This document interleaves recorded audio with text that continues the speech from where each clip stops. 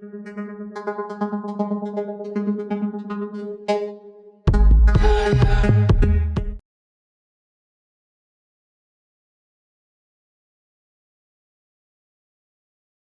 you for attending this presentation. My name is Carmina Perez-Guerrero, and I am glad to be here with you to talk about the work on semantic segmentation of jet fire temperature zones using deep learning.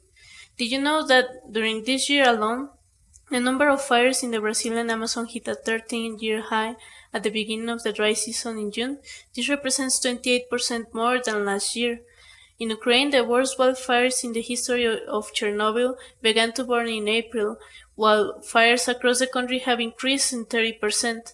Northern Thailand has been affected by the worst wildfires in decades during April, destroying up to 20% of the forest area and causing critical levels of air pollution. And in Australia, the fire season that spanned between 2019 and 2020 has been the worst in the country's history. A fifth of the entire forest biome has been destroyed.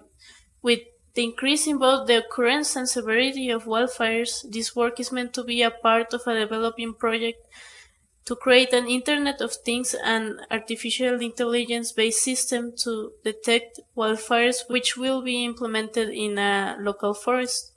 One task that the system must be able to perform is the segmentation of infrared images of fire into 3 zones delimited by temperature: the blue zone, the middle zone, and the front zone, illustrated in this image.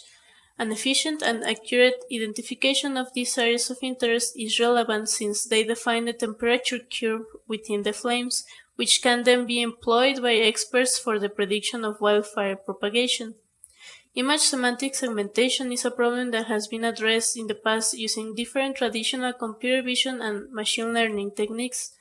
Recently, deep learning architectures such as convolutional neural networks have been surpassing other approaches by a large margin in terms of accuracy and sometimes efficiency.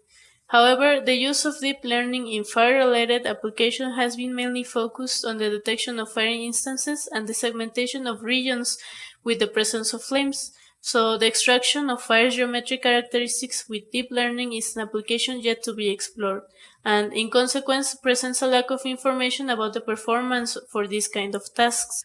Considering this area of opportunity, we employed a convolutional neural network called DeepLab for this segmentation task and compared its performance with other traditional segmentation approaches.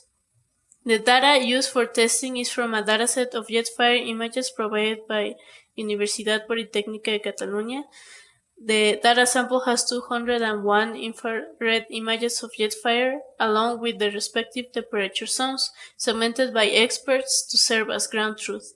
The DeepLab model used was pre-trained on the Pascal VOC 2012 dataset and uses an exception 65 model as backbone for feature extraction.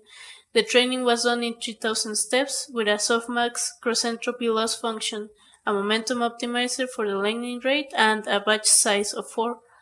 We also implemented 4 image processing methods for the comparison against the DeepLab model.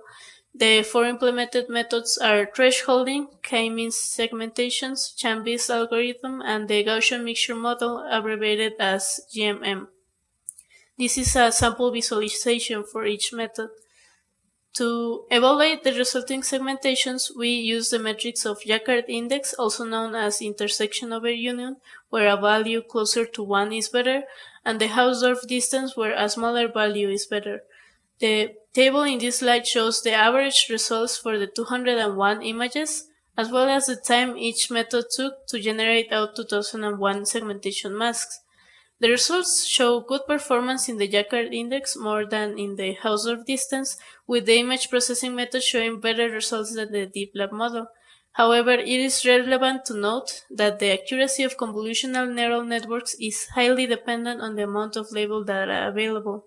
With the small quantity of 201 images, the results given by DeepLab model show an impressive potential for the segmentation of the desired temperature zones. Further testing is currently being done to improve on these results, with a focus on finding the best feature extraction model and loss function for this problem, performing hyperparameter optimization, and enlarging the dataset using data augmentation. Based on these initial results, the following tests are bound to show propitious outcomes that could later surpass the results of the analyzed image processing methods. Now, for additional information regarding this work, you can review the following references that are present in this slide. Thank you so much for your attention.